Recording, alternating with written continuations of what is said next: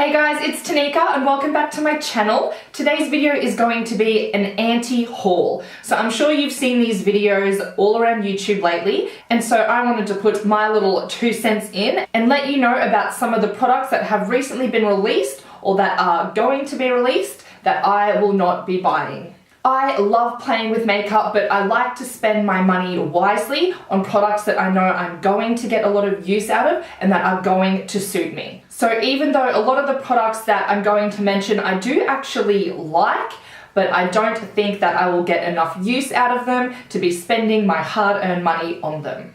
If you like anti-hauls, then please give this video a thumbs up so I know to do more in the future. And if you're not already, then please subscribe to my channel.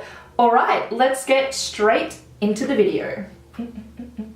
I'm just going to have the picture of the product pulled up on my phone, so if I'm looking down, that's what I'm looking at, but I will also have it on the screen here so you know what I'm talking about. The first couple of products... The first couple of products that I'm going to mention are by Too Faced. Now, I do like Too Faced products. I have a few throughout my collection, but a couple of their releases that are coming out, I just... what the hell? The first one is their White Chocolate Bar Eyeshadow Palette. When I think of a white chocolate bar palette, I think of some really nice neutral mattes, then maybe some light shimmers, maybe a dark brown to represent, you know, like dark chocolate bits in white chocolate, you know, like cookies and cream. But when I saw this palette, I was just like, hey? Like there's a green in the white chocolate bar palette. When I look at the picture, if I cover up the green, I can kind of be like, okay, like it's not that bad. And then I take my thumb away and see the green, I'm just like, ugh. Like it's just an eyesore, it's just, By the looks of it, they've got like a few matte shades, like a bit of a peach, an orange, a white, but the two really large pans look like similar colors. And then some of the shimmers in there, you've got a black, and then like the maroon and that light beigey. I don't know, these colors just don't speak to me, so I will not be picking this palette up. The next palette by Too Faced is called the Clover palette. Now, I'm not 100% sure, but I have heard that proceeds from this palette will be going to help animals in need or something along those lines. So that is a really great cause. But again, when I look at this palette, it just doesn't speak to me. And it is mainly because of that one damn shade again. And it's another freaking green. So it does have some good things here. You've got the matte white shade, you've got a few other mattes that would be good for transition shades and blending, and then you've got a few shimmer shades that will look really nice on the lid. This mustard yellow in the bottom corner, I really like, but then I just look at that green and the black is kind of off-putting as well, and I'm just like, I'll pass. The packaging as well also turns me off. It's very cutesy, very Too Faced, but it looks like child's makeup. I don't know, I just prefer something that isn't as kiddie looking. But yeah, I definitely think this palette has potential. If a few things were different, I'd probably purchase it, but right now, I'll be passing. The next palette from Too Faced that I probably won't be picking up is their Just Peachy Mattes palette. Now this is a nice palette. It's a good small size. I think it would be really great for traveling, but it reminds me too much of the Peach palette. What I see is just a condensed version of the Peach palette. So you've got similar light matte white kind of shades, and then you've got the peachy tones, and you've also got some darker browns in there. So I don't know, I don't absolutely hate this palette. Out of all three Too Faced palettes I've mentioned, I would probably buy this one, but I feel like it's been done. I've got these shades in my collection already, and I just don't need it.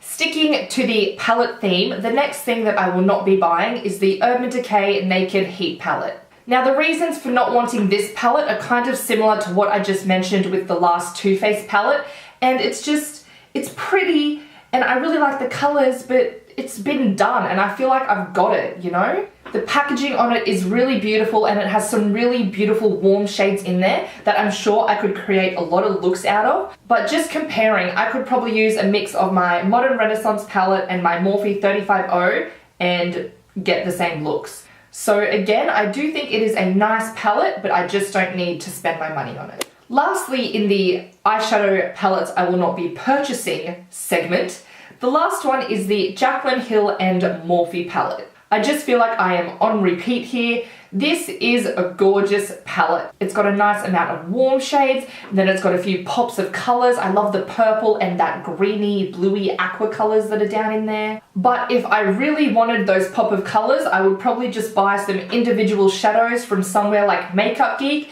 and then I can use other palettes that I have to get all those warm tones that are in this palette. So beautiful palette, don't need to waste the money.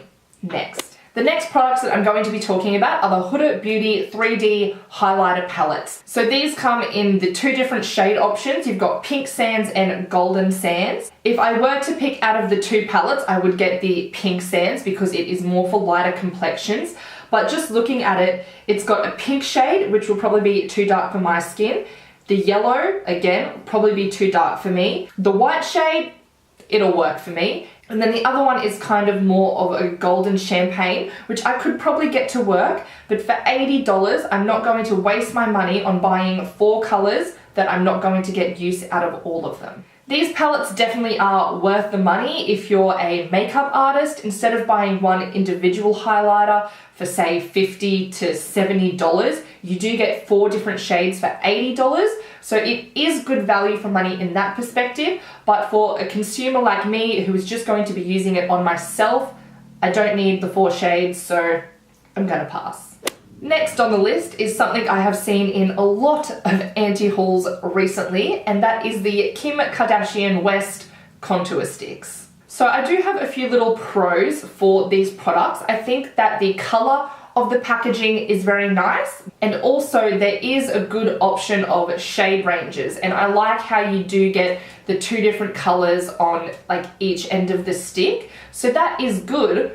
But the cons just totally outweigh that. First of all, the amount of product you get. Have you seen people wind these up? There is like this much product in them. So Stephanie Nicole did a review on these, and she always compares the amount of product, like the price per gram kind of thing. And the amount of product that you were getting for the dollar value, it was ridiculous. The biggest waste of money. I also think that she's missed her chance. This would have been a great idea for her 5 years ago when everyone was raving about the Kim Kardashian contour and blah, blah, blah, blah, blah. But I just feel like, you know, other brands got onto this first and they did it, and they did it well. So why are you coming out here producing these shitty little contour sticks? I feel like people only buy these because of the name, and for me, that's just not something I buy into that often. I can see that it is just a brand name thing. People are just buying into the hype, and I feel like I'm sensible enough to go, no, you do not need it. And when I first seen the picture of the little stick thing with the sponge and the brush, come on, I know what we were all thinking. Dildo. Anyway, next product. The next thing I'm going to touch on is a brand, and it has to do with the same concept that I talked about with just, you know, it's just the brand name. And I'm sure you can guess it, it's Kylie Cosmetics. Now, don't get me wrong, I do really like the Kardashians, but I just feel like the Kylie Cosmetics is just another hyped up brand name kind of thing. She does come out with a lot of products that look good, but I just haven't felt the need to want to spend my money on it. And I also feel like she just produces and produces and produces products, like it's one right after the other. Like I literally can't keep up, right? Keeping up with the Kardashians, even though she's a Jenner. But anyway, every time I see an Instagram post or her Snapchat, it's another new product. And I'm like, your target audience is probably a lot of young girls. And I don't know how they are getting the money to try and keep up with all of your releases. But yeah, one day she might come out with something that I think, you know what, I would like to try that. But at this moment in time, I don't feel the need to have anything from her brand. The next thing I want to talk about is the Kat Von D Cream Contour Palette that will be coming out shortly. I'm not the biggest fan of cream contouring in the first place, so that is one of the reasons why I will not be buying this. Like I said with the highlighter palettes, I think it's more of a makeup artist kind of item, how you do have a variety of shades that are going to work on a variety of skin tones that you are working on. When I look at this palette, there are probably 2 shades in it that would work for me, so I'm not going to be spending the money and wasting it on having these 6 shades that I'm not going to be getting use out of. That is also the reason why I haven't bought her powder version of the contour palette, because there's literally 2 shades in it that would work for me, and the rest, it's just a waste of money. And then the last items that I will not be buying are the Anastasia Beverly Hills Liquid Glow highlighter cream things. When I look at these highlighters, they are beautiful. Like, they look amazing. And there's a shade called Perla, which would suit my pale skin just so well. But I'm just not into cream highlighting. I don't think I've played around with it enough to kind of get the hang of it. Maybe one day if I do, I will probably purchase these. But right now, it's not something I'm going to be spending my money on. If you have any suggestions on how to use liquid highlighters, please leave me a comment below, because I do really want to love these, because like I said, that Perla shade, oh girl. But yeah, I just think it's me. I don't know how to use them. It's not you, it's me. So that is everything that I will not be purchasing. I do want to mention though, some products that are coming out that I just cannot wait to buy. And the first things are the Desi and Katie collab with Dose of Colors. I love Desi and Katie. They are literally like the first Snapchats I watch every day. I watch all their videos. I just love them. They are such great role models. They're great best friends. Their squad is just, I just love them, and they're so funny. So when I saw that they were doing a collab together with Dose of Colors, I was like, I need to buy everything. Like I said, I do have a reasonable, sensible thinking pattern though, so I don't know if I'll be getting the highlighters. Even though they look beautiful, I don't know if they're going to suit my pale skin, but I will definitely be picking up the 2 nude lipsticks and the lip gloss topper. I'm not too sure about the liquid lipsticks yet. They are gorgeous colors, I just don't know how much wear I'm going to get out of them. Oh, and I definitely want to get the little eyeshadow quad, like naming it after their dogs. Oh, so cute. So that is something I'm really looking forward to buying. I don't actually own anything from Dose of Colors, so it'll be nice to, you know, get a feel for that brand as well.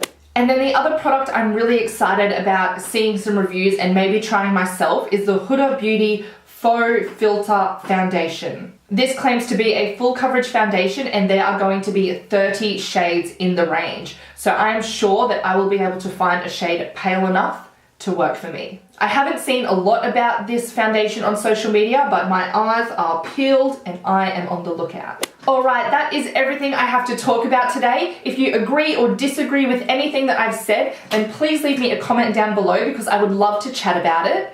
Even though I am not going to be buying these products, majority of the brands I actually really love, so please don't take it the wrong way. Thank you all so much for watching today. Remember, if you like this video, please give it a thumbs up and subscribe to my channel, and I'll see you all next time.